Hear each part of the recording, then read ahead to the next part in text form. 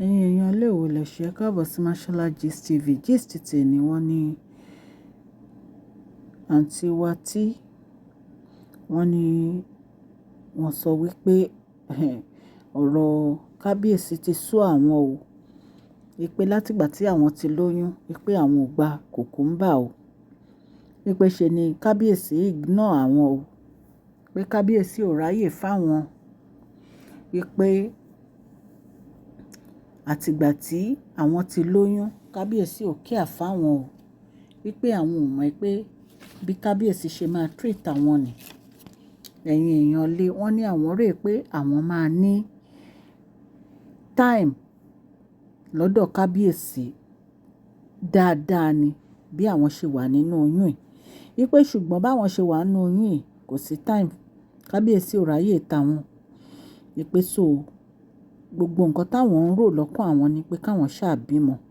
Táwọn bá dẹ̀ ti bímọ àwọn fẹ́ kúrò ní inú palace. Ẹ̀yin èèyàn lé allegedly bá ṣe gbọ́ ni o. Ẹ jẹ́ ká jọ gbọ́ gbogbo gist tèmi. Tó bá jẹ́ ìgbà àkọ́kọ́ ní tí ẹ̀ ń darapọ̀ mọ́ channel mi ọmọ yín Mashola, mo kí yín káàbọ̀ sí Mashola Gist TV. Ṣé àlàáfíà ni ẹwà gbogbo lé ń kọ́? A máa ń sọ̀rọ̀ nípa celebrity gist, royal gist, politics àti gbogbo nǹkan tó ń ṣẹlẹ̀ ní agbègbè orílẹ̀-èdè bàbá wa ní ilẹ̀ Nàìjíríà. Ẹ̀yin èèyàn lé tẹ́ bá ti subscribe. Ẹ subscribe ó kẹ́dẹ̀ tẹ notification bell yín. Yorùbá la máa ń sọ lórí channel yìí nítorí pé a fẹ́ gbàgbé àṣà àti èdè wa. A dẹ̀ tún sọ fún àǹfààní àwọn bàbá wa àti ìyá wa tí wọ́n gbọ́ Gẹ̀ẹ́sì. Ẹ jọ notification bell yẹn ó ṣe pàtàkì so that tá bá ti post any gist ẹ máa rí. Ẹ má gbàgbé wípé à ń ṣe advert ní orí channel yìí. Ẹ kàn sí wa ní masholagistv@gmail.com. Gbogbo advert ẹ fẹ́ ṣe, ẹ fẹ́ ra lẹ́ni, ẹ ń ta lẹ́ni, ẹ ń ta lẹ́ni, ẹ ń ta lẹ́ni. Nǹkan kí nǹkan tẹ̀ ń ta aṣọ, gold, bàtà gbogbo ẹ̀ là ń ṣe lórí channel wa. Ẹ kàn sí wa ní masholagistv@gmail.com. A máa bá yín polówó ọjà yín. Gist tí à ń sọ lọ òní lórí ọ̀rọ̀ àǹtí wa tí o. Wọ́n ní kábíyèsí ò fún àwọn ní kùkúmbà o. Wọ́n ní kábíyèsí ń jẹ́ kí kùkúmbà wọ́n àwọn o. Wọ́n ní ìgbà tí obìnrin bá lóyún ó dáa kí ọkọ ẹ̀ máa súnmọ́ dáadáa. Wípé nítorí pé ọjọ́ àti bímọ á rọrùn.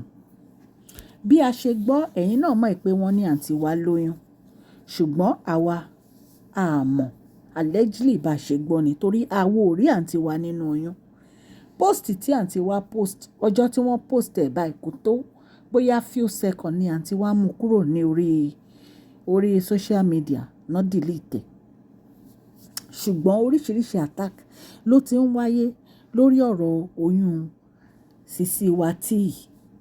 Oríṣiríṣi attack ló ti ń wáyé to the extent de pé Sisi wa ó sọ fún Sisi wa tí wípé ó fẹ́ ṣe surrogate mom ni. Wípé kì í ṣe pé ó lóyún. Later ó tún ní ó ń pop ikùn ẹ̀ ni. But gbogbo ọ̀rọ̀ yìí àwọn èèyàn ṣáà sọ fún yín pé kó fi sílẹ̀. Wípé kó má attack Sisi tí mọ́. Wípé tó bá yá oyún Sisi tí á yọ̀nà a dẹ̀ máa rí pé lóòótọ́ ni ó lóyún. Ṣùgbọ́n èyí tí àǹtí wa ń pariwo kiri yìí tó ń sunkún kiri yìí lórí ọ̀rọ̀ kùkúmbà ó jẹ àǹtí wa lógún o. Nítorí pé wọ́n ní pé ó ń sọ wípé kí ló dé tí kábíyèsí ń treat òun ní inú oyún bí ìgbà tí òun ò jẹ́ nǹkan kan. Kí ló dé tó jẹ́ pé kábíyèsí wọn ò ní time fún òun àti ọmọ tó wà nínú. Ṣé ẹ mọ̀ pé ọ̀rọ̀ oyún Tobi yìí wọ́n ní ìgbà kan ni wọ́n ní kó lọ rí gynecologist. Wọ́n nígbà tí ó máa gbọ́ ọ̀rọ̀ yìí wọ́n ní ó ní òun ò rí gynecologist o. Wípé àwọn kan náà máa sọ gynecologist tó máa rí pé tó ń bá fẹ́ òun á lọ rí gynecologist fúnra òun. Wípé òun ò rí family gynecologist. Wọ́n ní àwọn yèyé mẹ́ta gan wọ́n lọ bá wọ́n dẹ̀ lọ attack.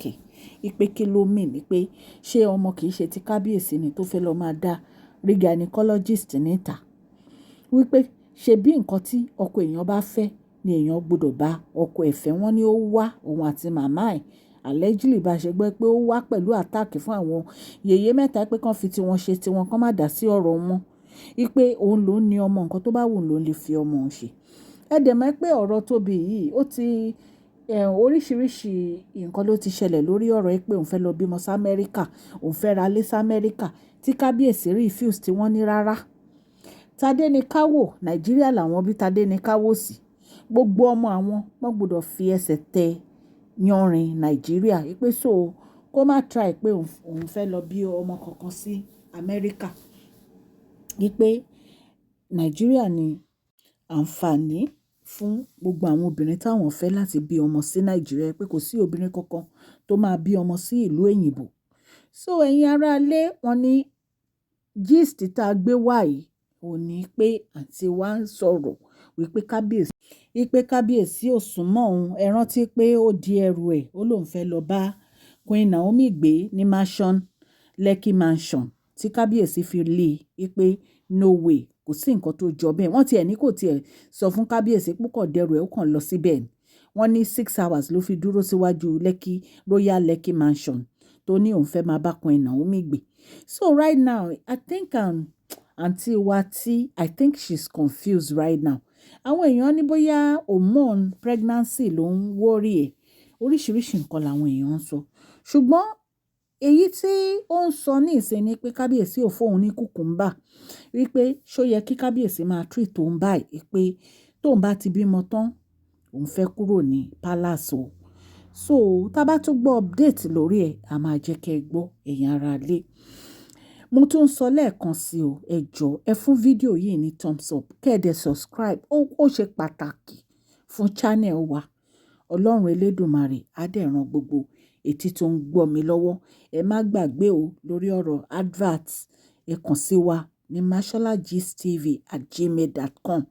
Ọlọ́run Elédùmarè á wà pẹ̀lú gbogbo etí tó ń gbọ́ mi o. Òkè òkè ni ọlá yín á máa lọ o, ọlá yín ò ní lọ ìsàlẹ̀ láéláé. Please share this video, like and subscribe. God bless you all.